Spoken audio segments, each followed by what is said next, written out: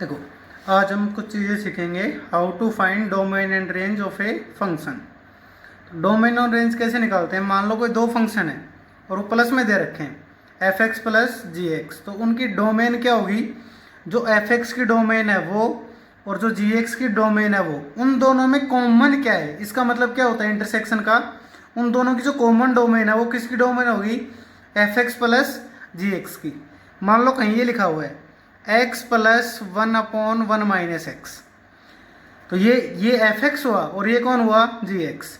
तो देखो, F x कौन है? सिर्फ x। इसकी डोमेन कौन होती है? सारे के सारे रियल नंबर पुट हो सकते हैं। इसकी डोमेन कौन है? r में से 1 नहीं आएगा। क्यों? क्योंकि अगर x को 1 रख दिया तो 1 माइनस 1 क्या बन जाएगा? 0। और 1/0 क्या बन जाएगा? इन्फिनिटी। तो इसकी तो है r, इसकी है r माइनस 1। तो पूरे की क्या बनी? दोनों में कॉमन कौन है? r। एक तो कह रहा है पूरा का पूरा रियल नंबर r, और दूसरा कह रहा है r में से सिर्फ एक एलिमेंट हटाओ, कौन? 1। तो दोनों में कॉमन क्या हुआ?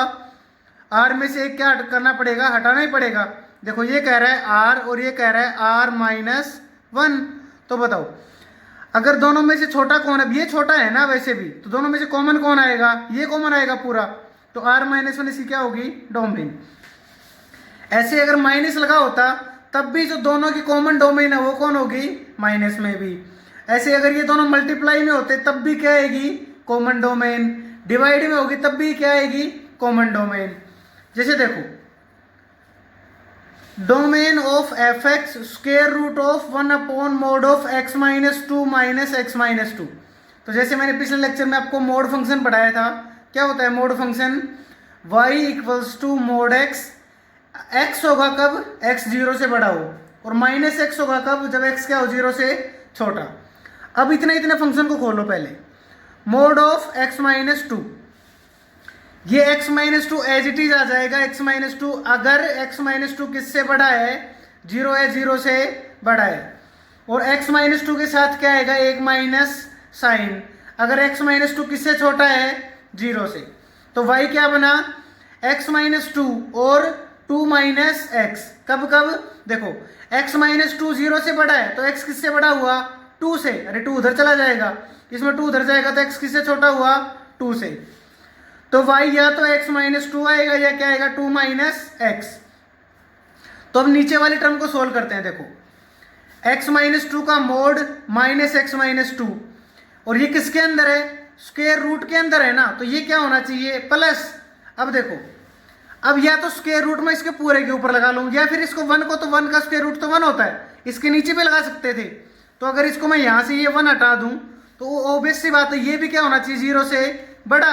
अब देखो, ये x माइनस 2 अगर x किससे बड़ा है? 2 से, तो ये भी क्या ही आएगा? Mode function x minus 2। x minus 2 में से x माइनस 2 गया तो क्या बचा? 0। और 0 0 से बड़ा या इक्वल नहीं होता। सॉरी, इक्वल तो होता है, बड़ा नहीं होता। तो जी ये तो क्या हो गया? ट्रिवियली ट्रू। लेकिन अगर x किससे छोटा है? 2 से, तो क्या होगा? x इज लेस देन 2, तो यहां से यहाँ पे क्या आएगा? 2 माइनस एक्स। 2 माइनस एक्स, और यहाँ पे क्या है? x minus 2। तो क्या बचा ये? 2 माइनस एक्स प्लस 2। तो क्या आएगा ये? 4 माइनस 2x। तो देखो, अगर ये फंक्शन क्या आ जाता है? 4 माइनस 2x, तो 4 माइनस 2x को क्या होना पड़ेगा? 0 से बड़ा। तो x को किससे छोटा होना पड़ेगा? अगर इक्वलिटी को सोल्व करोगे तो लेस देन 2। ये इनइक्वलिटी सोल्व करना मैं आज आपको सिखाऊंगा आगे। देखो, तो अब x किससे छोटा है? 2 से। तो अगर x छोटा 2 से है तो x कहाँ कहाँ से हुआ भाई? 2 से छोटा जितने भी रियल नंबर होते हैं, मतलब माइनस इन्फिनिटी से माइनस 2 तक। अब जैसे ये कह रहा है इसकी डोमेन और रेंज निकाल के बताओ, तो भाई डोमेन क्या होगी? वो वैल्यू सारी की सारी जो इसमें पुट हो सकती हैं। अब ये कैसा फंक्शन है? Numerator by denominator. तो डिनोमिनेटर को क्या नहीं होना पड़ेगा? 0 नहीं होना चाहिए बस। तो मतलब एक्स स्क्वायर प्लस 2 क्या नहीं हो सकता? 0 नहीं हो सकता। तो एक्स स्क्वायर किसके इक्वल नहीं हो सकता? माइनस 2 के। तो एक्स किसके इक्वल नहीं हो सकता? Plus minus root 2 iota. ये कॉम्प्लेक्स नंबर आपको सिखाएंगे। स्क्वायर रूट ऑफ माइनस 1 क्या होता है? आयोटा। तो इन दोनों को छोड़ के अगर हम देखें तो ये क्या है हमारे पास? डोमेन। अब देखो, अब ये रियल नंबर में से तो ये आते भी नहीं है, तो जब तक कोई रियल रहेगा, कुछ भी रियल रख लो, √2 √3, ये तो प्लस ही रहेगा और ये प्लस। तो अगर कॉम्प्लेक्स नंबर नहीं ले रहे तो पूरा का पूरा क्या आएगा, रियल, क्योंकि आयोटा किस में आता है, रियल में नहीं आता, वो कॉम्प्लेक्स नंबर होते हैं, बाद में सिखाएंगे। तो ये जो वैल्यू आई है ये रियल नहीं है, तो मतलब आपका कुछ भी रियल रख लो वो जीरो नहीं बनेगा कभी भी। और फॉर रेंज के लिए क्या करते हैं हम, y के इक्वल रख लो, y equals to 1/x² plus 2। जब y से मल्टीप्लाई करोगे तो क्या आएगा, y(x² plus y equals to 1, तो y(x² equals to 1 minus y, तो x² क्या आ गया 1 माइनस y अपॉन y, तो x क्या आ गया square root of 1 minus y upon y। तो देखो अब इसमें y की जगह क्या पुट नहीं हो सकता, जीरो पुट नहीं हो सकता, क्यों, जी नीचे जीरो बन गया तो क्या बन जाएगा ये इन्फिनिटी। तो इसकी रेंज क्या होगी, r में से सिर्फ कौन हटा दो, जीरो। तो देखो रेंज तो कैसे निकालते हैं, y के इक्वल टू पुट करके। अब y के इक्वल पुट करके x की वैल्यू किसकी टर्म्स में निकाल लो, y की टर्म्स में। अब इस फंक्शन की जो ये फंक्शन y में बन गया है, इसकी क्या फिर से निकाल दो, डोमेन। जो इसकी डोमेन है वो इसकी क्या है, रेंज। देखो क्यों, एक फंक्शन है अगर a से b, ए डोमेन है तो b कौन हुआ, कोडोमेन। तो यहां तो x होता है, यहां कौन होता है, y।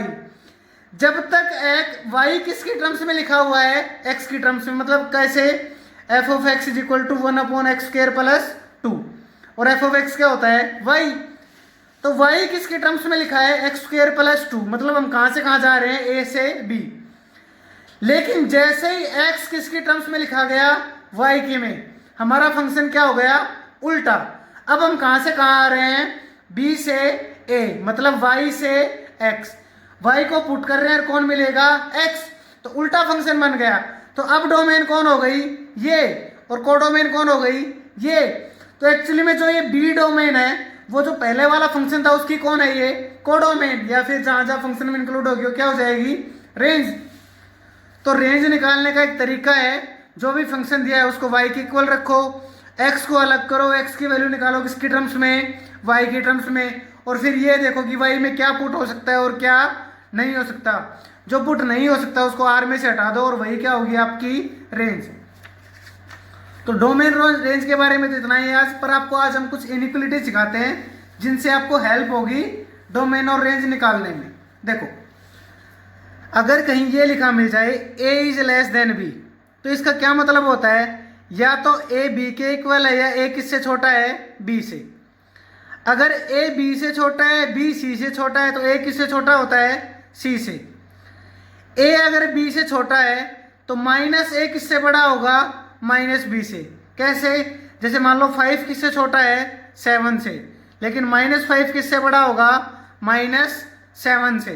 या फिर इसको ऐसे याद रख लो, अगर माइनस मल्टीप्लाई कर दिया जाए तो इक्वल टू किसमें, सॉरी लेस देन किसमें बदल जाएगा, ग्रेटर देन में, और ग्रेटर देन किसमें बदल जाएगा, लेस देन में। अब देखो a b से क्या है, a जो है वो b से छोटा है, तो अगर दोनों में कोई सेम क्वांटिटी ऐड भी कर दे या सेम क्वांटिटी क्या कर दें, माइनस, वो वैसा ही है। मान लो एक तराजू लो जिसमें एक साइड में कम वेट है, एक साइड में क्या है, ज़्यादा वेट है। अब अगर दोनों साइड में तुम 5-5 किलो वेट बढ़ा दो तो अभी भी कम ज़्यादा वैसे रहेगा ना, क्यों, क्योंकि दोनों साइड तुमने सेम बढ़ाया है। तो जो पहले फर्क था अब तो फर्क भी अभी भी कितना ही है, उतना ही। ऐसे ही क्या है, अगर दोनों में से सेम हटा भी दिया जाए तब भी बड़ा बड़ा ही रहता है, छोटा छोटा ही रहेगा। तो a plus c is less than b plus c, और a minus c is less than b minus c. ऐसे ही a अगर b से छोटा है और c अगर किससे छोटा है, d से, तो अगर इन दोनों को ऐड कर दिया जाए तो क्या बनेगा, a प्लस सी किससे छोटा रहेगा, b प्लस d से। जैसे 1 2 से छोटा है और 3 4 से छोटा है, तो 1 प्लस 3 किससे छोटा होगा, 2 प्लस 4 से। अब अगर c किससे छोटा है, d से, तो इसका मतलब क्या भी होता है, ऊपर वाले एग्जाम्पल से माइनस डी किससे बड़ा है, माइनस सी से। तो अब अगर इन दोनों को जोड़ोगे तो क्या आएगा, a माइनस डी, है ना, सॉरी ये क्या होगा, माइनस डी किससे छोटा हो जाएगा, माइनस सी से। तो a माइनस डी किससे छोटा होगा, b माइनस सी से। ऐसे ही अगर a किससे छोटा है, b से, तो अगर उन्हें किसी जीरो से बड़े पॉजिटिव नंबर से मल्टीप्लाई करोगे तब तो वो सेम रहेगा। अगर नेगेटिव से मल्टीप्लाई कर दिया तो साइन क्या हो जाएगा, चेंज। ऐसे अगर कोई दो पॉजिटिव नंबर ले लिए, उनकी तुम पावर करे जा रहे हो तो क्या रहेगा, वो ग्रेटर देन। लेकिन अगर पावर क्या है, नेगेटिव कर दी, तो वो रेसिप्रोकल में आ जाएंगे। जैसे भाई 2 किससे छोटा है, 3 से, तो 2 का स्क्वायर भी किससे छोटा होगा, 3 के स्क्वायर से। लेकिन 2 की पावर जो 1/2 है वो किससे बड़ी होगी, 3 की पावर 1/2 से। ऐसा होता तो नहीं इतनी जल्दी, पर कब कब कब पॉसिबल है ये, देखो नेगेटिव पावर कर ले। नेगेटिव पावर मतलब जैसे r की जगह रख दो -2, तो 2 की पावर -2 क्या बड़ी होगी 3 की पावर -2 से। हाँ भाई, क्यों, क्योंकि 1/4 किससे बड़ा होता है, 1/9 से।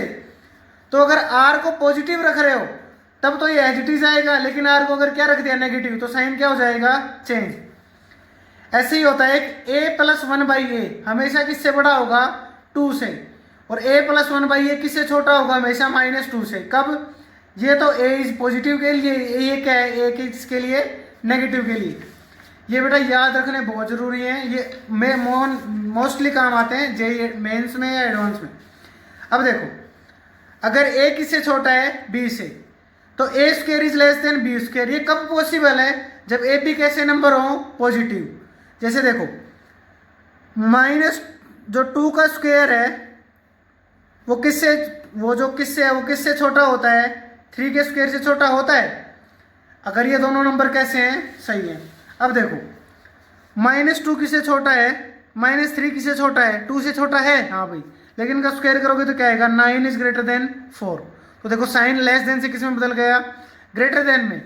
तो जब अपोजिट साइन के होंगे तो साइन चेंज हो जाएगा, अगर सेम साइन के तो साइन चेंज नहीं होगा।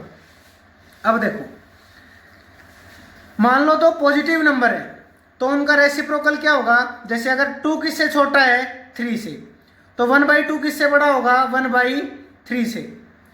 और अगर दोनों क्या हैं, नेगेटिव नंबर हैं, नेगेटिव नंबर मतलब -2 -3 ले लो, तो -2 किससे बड़ा है, -3 से, तो -1/2 किससे छोटा होगा, -1/3 से। ठीक है, तो ये माइनस प्लस का आपको वैसे एग्जाम्पल लेके भी आप याद रख सकते हो, पर ये कुछ तरीके हैं जो इसे याद रख सकते हो।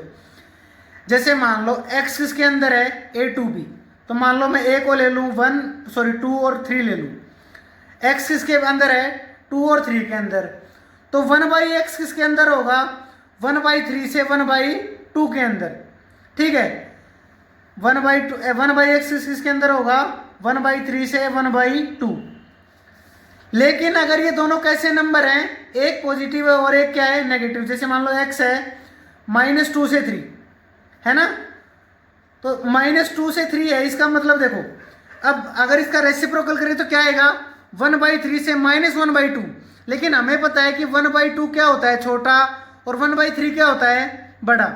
तो देखो, जब अगर ये दोनों पॉजिटिव हैं तब तो कैसे करेंगे, 1/3 से 1/2। लेकिन अगर इनमें से एक नेगेटिव है तो क्या करेंगे, -∞ से -1/2 और 1/3 से +∞। देखो बेटा फिर से समझ लो, जैसे मैं ले लूँ 3 और 5, और एक क्या ले लिया, x बिलोंग्स टू 3 5, और एक ले लिया x बिलोंग्स टू -3 5। तो इस केस में तो x कहाँ से कहाँ, 1/x कहाँ से कहाँ आएगा, 1/5 से 1/3। क्यों, क्योंकि 1/5 छोटा होता है 1/3 से। इस वाले केस में क्या होगा, x आएगा -∞ से -1/3 और फिर 1/5 से ∞। क्यों, क्योंकि -1/3 हमेशा छोटा रहेगा किससे, 1/5 से। तो इतना आज आपको याद रखना है, और कुछ डोमेन रेंज के जो क्वेश्चन है वो करके देखने हैं, बाकी कल करवाते हैं।